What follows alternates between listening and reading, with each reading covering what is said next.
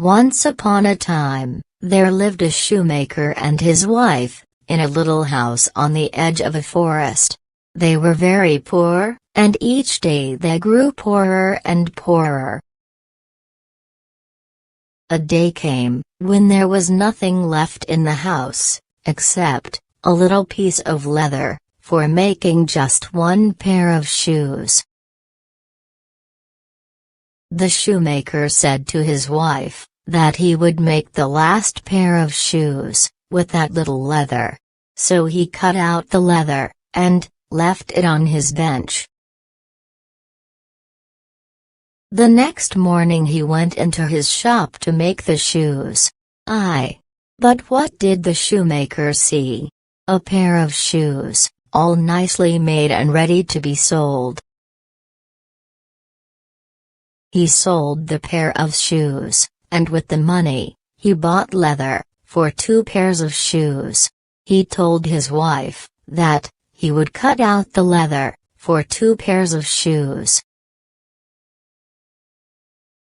So he cut out the leather, and left it on his bench.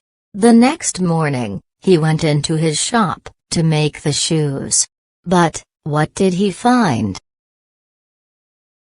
Yes, there were 2 pairs of shoes, already made. The work was so fine, that those shoes were also sold very quickly. With the money, the poor shoemaker bought leather, for 4 pairs of shoes. He cut this leather also, and left it on the bench. The next morning, he found 4 pairs of shoes, all beautifully crafted. It went on and on like this. The poor shoemaker now became a very rich shoemaker. His shoes were so fashionable, that even the queen herself wore them.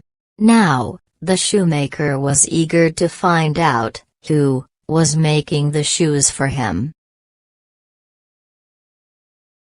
So, one bright moonlit night, he and his wife hid behind a curtain from where they would watch the bench. Just on the stroke of midnight, the door opened, and, in, jumped 2 little elves. They went hoppity-hop and skippity-skip, up to the bench.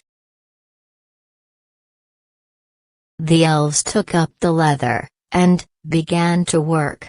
It was a thing to behold how their needles flew back and forth, and their little hammers beat trap-a-tap-tap, rap-a-tap-tap.